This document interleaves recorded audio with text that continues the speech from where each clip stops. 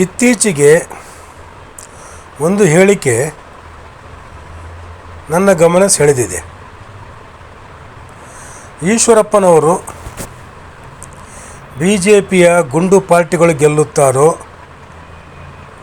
ಅಥವಾ BJPಯ ಸುಸಂಸ್ಕೃತ ಮತದಾರರು ಗೆಲ್ಲುತ್ತಾರೋ ಎಂದು ಸವಾಲು ಹಾಕಿದ್ದಾರೆ. ಅಲ್ಲಿಗೆ BJPಯವರು ಎರಡು ಸಂಸ್ಕೃತಿಗಳಲ್ಲಿ ಹಂಚಿ ಹೋಗಿರುವುದನ್ನು ಈಶ್ವರಪ್ಪನವರು ಹೇಳಿದ್ದಾರೆ. ಈ ಹಿಂದೆ BJP ಎಂದರೆ ಅದು ರಾಷ್ಟ್ರಭಕ್ತರ ಮತ್ತು ಈ ದೇಶದ ನೆಲದ ಸಂಸ್ಕೃತಿಯ ಪ್ರತಿಪಾದಿಸುವ ಪಕ್ಷ ಎಂದು ನಂಬಲಾಗಿತ್ತು. ಆದರೆ ಬರುತ್ತಾ BJP ಪಕ್ಷವು ಇತರೆ ಯಾವುದೇ ಪಕ್ಷಗಳಿಗಿಂತ ಕಡಿಮೆ ಇಲ್ಲ ಎಂಬಂತೆ ಆಗುತ್ತಿದೆ. ಕಾರಣ BJP ತನ್ನ ಮೂಲ ಸಿದ್ಧಾಂತವನ್ನು ಧಾರೆ ಎಂದು ಕಳಚಿಕೊಂಡು ತನ್ನಲ್ಲಿ ಬೇಕು ಬೇಡ ಎನ್ನದೆ ಬಂದವರನ್ನೆಲ್ಲ ಸೇರಿಸಿಕೊಂಡು ಈಗ BJPಯು ಸಮ್ಮಿಶ್ರ ಪಕ್ಷವಾಗಿದೆ. BJPಯ ಸಂಸ್ಕೃತಿಯು ಹೊರಗಿನಿಂದ ಬಂದ ಕಾಂಗ್ರೆಸ್ ಇರ್ಬೋದು, ಜನತಾ ಪರಿವಾರದವರಿರ್ಬೋದು ಅಥವಾ ಇನ್ಯಾವುದೇ ಪಕ್ಷದವರಿರ್ಬೋದು, ಅವರೆಲ್ಲರ ದುಷ್ಟ ಮತ್ತು ಭ್ರಷ್ಟ ಸಂಸ್ಕೃತಿಯನ್ನು ತನ್ನಲ್ಲಿ ಅಳವಡಿಸಿಕೊಂಡು ಅಧಿಕಾರಕ್ಕಾಗಿ ಹಪಾಪಿಸುತ್ತಿದೆ. ಈ ಹಿಂದೆ BJPಯು ಯಾವುದೇ ಅಧಿಕಾರ ದಾವಿಲ್ಲದೆ ತನ್ನ ಸಿದ್ಧಾಂತವನ್ನು ಹಿಂದುತ್ವಕ್ಕಾಗಿ ಬಳಸುತ್ತಿತ್ತು. ಆದರೆ BJPಯು ಇಂದು ಅಧಿಕಾರಕ್ಕಾಗಿ ತನ್ನ ಸಿದ್ಧಾಂತವನ್ನು ಬಳಸಿ ಬೀಸಾಡುತ್ತಿದೆ. ಇಂತಹ ಸಂದರ್ಭದಲ್ಲಿ BJPಯ ಇತಿಹಾಸವನ್ನು ನೆನಪಿಸಿಕೊಂಡಾಗ ಬಹಳ ಬೇಸರವೆನಿಸುತ್ತದೆ. 1985ರಿಂದ BJPಯನ್ನು ನಾನು ಸೂಕ್ಷ್ಮವಾಗಿ ಗಮನಿಸುತ್ತಾ ಬಂದಿದ್ದೇನೆ. ಕರ್ನಾಟಕದಲ್ಲಿ ರಾಜಕೀಯವಾಗಿ BJP ಅದೇ ತಾನೇ BB ಶಿವಪ್ಪ ನೇತೃತ್ವದಲ್ಲಿ ಯಡಿಯೂರಪ್ಪನವರು ಶಾಸಕರಾಗಿ ವಿಧಾನಸಭೆ ಪ್ರವೇಶ ಮಾಡಿದ್ದರು. ಆಗಿನ ಜನತಾ ಪಕ್ಷದ ಬಾಲಂಗೋಚಿಯಾಗಿ ಸಮ್ಮಿಶ್ರ ಸರ್ಕಾರದಲ್ಲಿ ಪಾಲುದಾರಿಕೆಯಲ್ಲಿದ್ದ BJP ನಾಯಕರು ಅದೇ ತಾನೇ ರಾಜಕೀಯದ ಪಟ್ಟುಗಳನ್ನು ಕಲಿತಿದ್ದ ಕಾಲ. ಹೆಗಡೆ ಅವರು 1983ರಲ್ಲಿ ಮುಖ್ಯಮಂತ್ರಿಯಾಗಿ ತಾವು ಗಳಿಸಿದ ಜನಪ್ರಿಯತೆಯನ್ನು ಮತ್ತಷ್ಟು ನಗದು ಮಾಡಿಕೊಳ್ಳುವ ದೃಷ್ಟಿಯಿಂದ 1985ರಲ್ಲಿ ಪುನಃ ಚುನಾವಣೆಗೆ ಹೋಗಿ ಬಹುಮತವನ್ನು ಪಡೆದು ತಮ್ಮ ನಾಯಕತ್ವವನ್ನು ಪುನಃಸ್ಥಾಪಿಸಿದರು. ಆಗ ಹೆಗಡೆಯವರು ಕರ್ನಾಟಕ ಮಾತ್ರವಲ್ಲದೆ ಭಾರತದಾದ್ಯಂತ ಜನಪ್ರಿಯತೆ ಪಡೆದ ರಾಷ್ಟ್ರೀಯ ನಾಯಕರಾಗಿ ಆಗಿನ ಕಾಂಗ್ರೆಸ್ ನಾಯಕ ಪ್ರಧಾನಿ ರಾಜೀವ್ ಗಾಂಧಿ ಅವರಿಗೆ ಜನತಾ ಪರಿವಾರದಿಂದ ಪರ್ಯಾಯ ನಾಯಕರಾಗಿ ಭವಿಷ್ಯದ ಪ್ರಧಾನಿ ಎಂದೇ ಬಿಂಬಿತವಾಗಿದ್ದರು. ಅಂತಹ ಸಂದರ್ಭದಲ್ಲಿ BJPಗೆ ರಾಷ್ಟ್ರದಲ್ಲಾಗಲಿ ಕರ್ನಾಟಕದಲ್ಲೇ ಆಗಲಿ ಯಾವುದೇ ರಾಜಕೀಯ ಅವಕಾಶಗಳು ಇರಲಿಲ್ಲ. ಬೋಫೋರ್ಸ್ ಹೆಸರಿನಲ್ಲಿ ರಾಜೀವ್ ಗಾಂಧಿಯನ್ನು ಮಣಿಸಿದ ಅವರ ಸಂಪುಟದ ಮಂತ್ರಿ ವಿಶ್ವನಾಥ್ ಪ್ರತಾಪ್ ಸಿಂಗ್ ಅವರು ಜನತಾದಳದ ಜುಂಗಿಡಿದು ಪ್ರಧಾನಿ ಪಟ್ಟಕ್ಕೆ ಏರಿದರು. ಆಗ ಅಷ್ಟಿಷ್ಟು ಸ್ಥಾನಗಳನ್ನು ಪಡೆದಿದ್ದ BJPಯು ಜನತಾದಳದ ಸರ್ಕಾರವನ್ನು ಬೆಂಬಲಿಸಿತು. ಜನತಾದಳ ಸರ್ಕಾರವನ್ನು ಬೆಂಬಲಿಸಿದ BJPಯು ತನ್ನ ರಾಜಕೀಯ ಶಕ್ತಿಯನ್ನು ವರ್ಧನೆ ಮಾಡಿಕೊಳ್ಳಲು ರಾಮ ಮಂದಿರ ಹೋರಾಟವನ್ನು ಅದ್ವಾನಿಯವರ ನೇತೃತ್ವದಲ್ಲಿ RSS ನಾಯಕರು ರೂಪಿಸಿದರು. ರಾಮ ಮಂದಿರ ಯಾತ್ರೆಯು ಭಾರತದ ಎರಡೂ ಬದಿಯ ಮತೀಯ ಶಕ್ತಿಗಳನ್ನು ಕೋಮುವಾದವನ್ನು ಪ್ರಚೋದಿಸಿದ ಫಲವಾಗಿ ಅಲ್ಲಿಯವರೆಗೆ ಭಾರತದಲ್ಲಿ ಕಾಪಾಡಿಕೊಂಡು ಬಂದಿದ್ದ ಸಾಮರಸ್ಯ, ಜಾತ್ಯತೀತ ಮತ್ತು ಸಂವಿಧಾನಬದ್ಧ ನಿಲುವುಗಳಿಗೆ ಜನಸಾಮಾನ್ಯರು ವ್ಯತಿರಿಕ್ತವಾಗಿ ವರ್ತಿಸಲು ಆರಂಭಿಸಿದರು.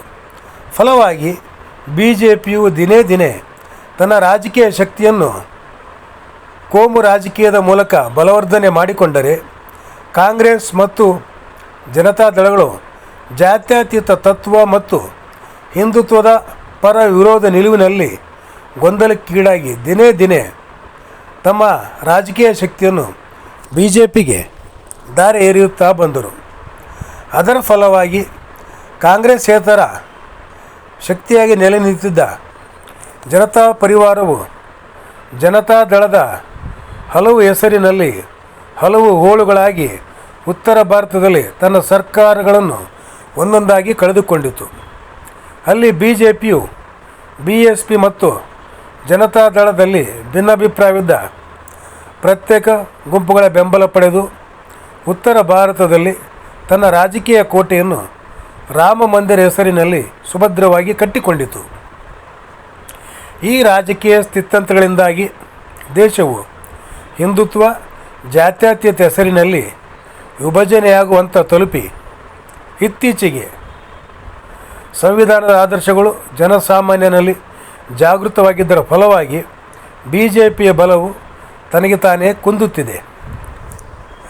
ಇನ್ನು ಕರ್ನಾಟಕದಲ್ಲಿ ಕೋಜಾ ಹೆಸರಿನ ಸಮ್ಮಿಶ್ರ ಸರ್ಕಾರ ರಚನೆಯ ಮೂಲಕ BJPಯು ತನ್ನ ರೆಕ್ಕೆಗಳನ್ನು ದಕ್ಷಿಣದಲ್ಲಿ ವಿಸ್ತರಿಸಿದರು.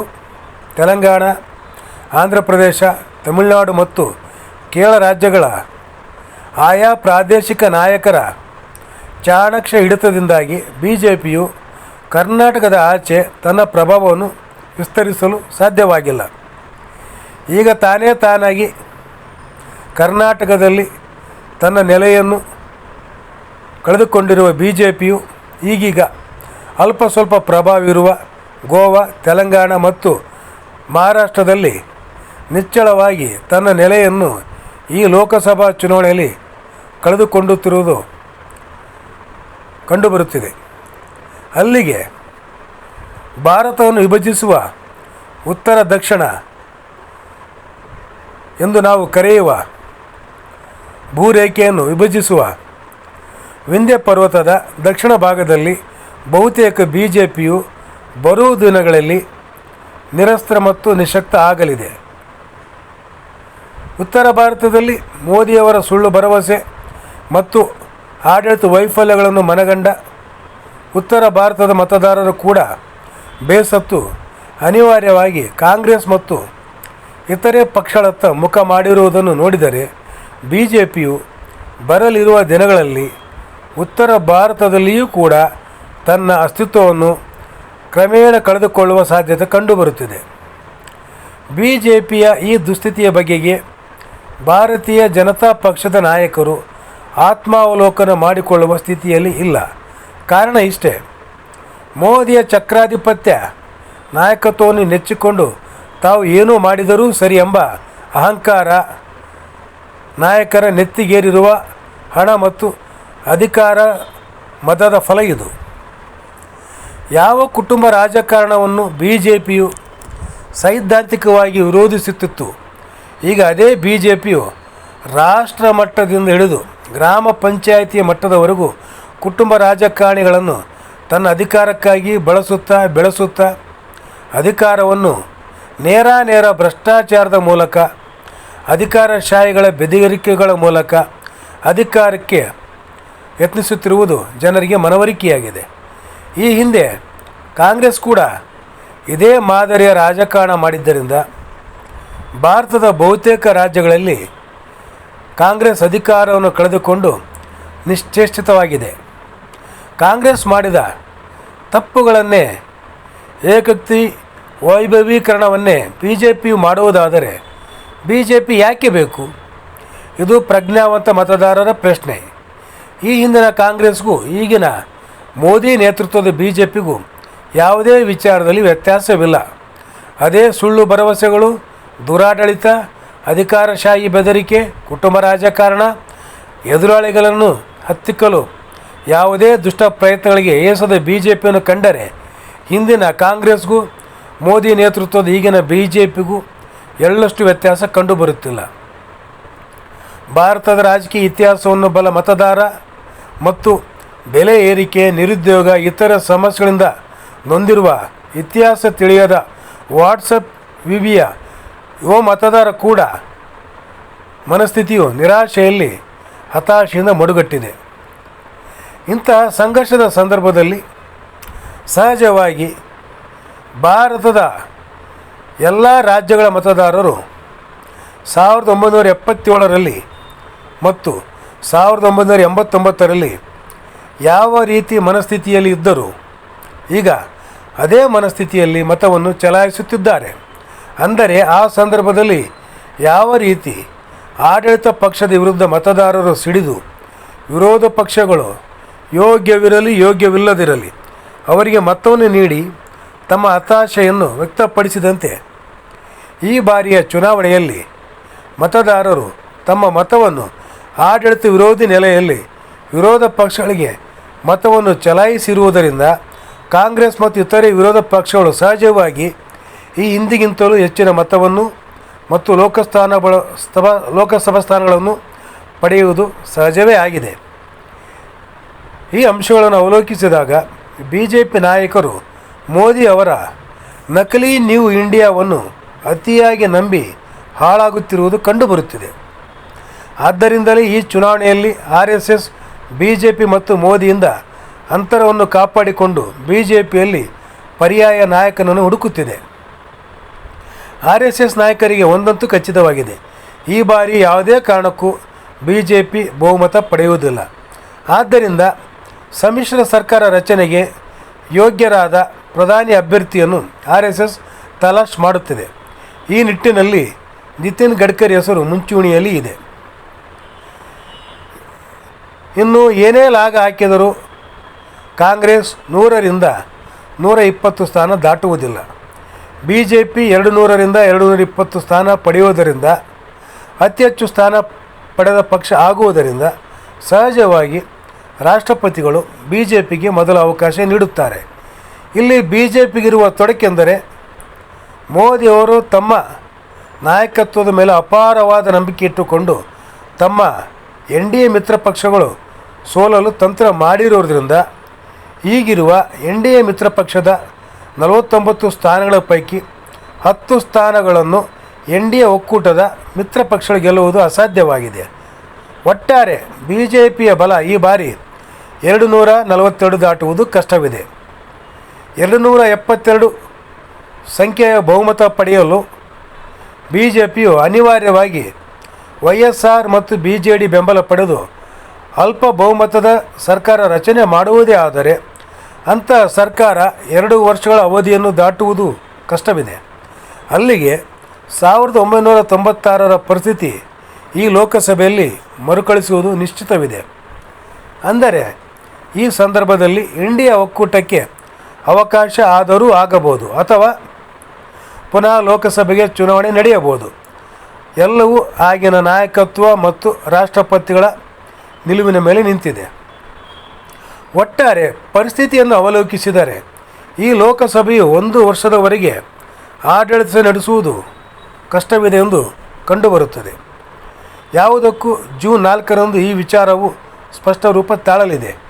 ಏನೇ ಇರಲಿ, ಈ ಚುನಾವಣೆ ನಂತರವಾದರೂ BJP ನಾಯಕರು ತಮ್ಮ ತತ್ವ ಸಿದ್ಧಾಂತಗಳಿಗೆ ಬದ್ಧರಾಗಿ ಪಕ್ಷವನ್ನು ಮುಂಬರುವ ದಿನಗಳಲ್ಲಿ ಪಕ್ಷವನ್ನು ನಿಷ್ಠೆಯಿಂದ ಭ್ರಷ್ಟಾಚಾರ ಮುಕ್ತಿಯಿಂದ ಕಟ್ಟಲೆಂದು ಆಶಿಸೋಣ.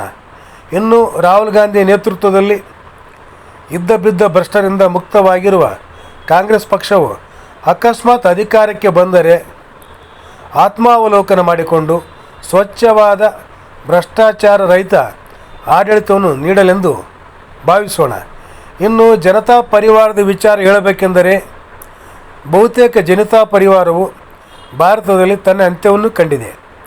ಆ ಸ್ಥಾನದಲ್ಲಿ ಆಮ್ ಆದ್ಮಿ, TMC, DMK, ಶಿವಸೇನೆ, ತೆಲುಗು ದೇಶಂ ಇಂತಹ ಇತರ ಪ್ರಾದೇಶಿಕ ಪಕ್ಷಗಳು ಭವಿಷ್ಯದಲ್ಲಿ ಒಂದು ಹೊಸ ಪರ್ಯಾಯ ಅಥವಾ ಒಕ್ಕೂಟವನ್ನು ಕಟ್ಟುವ ಸಾಧ್ಯತೆ ಕಂಡುಬರುತ್ತದೆ. ಏನೇ ಇರಲಿ, ಒಟ್ಟಿನಲ್ಲಿ ಈ ಲೋಕಸಭಾ ಚುನಾವಣೆ ನಂತರ ಸಮ್ಮಿಶ್ರ ಸರ್ಕಾರಗಳೇ ಆಡಳಿತ ನಡೆಸುವುದು ಕಂಡುಬರುತ್ತಿದೆ.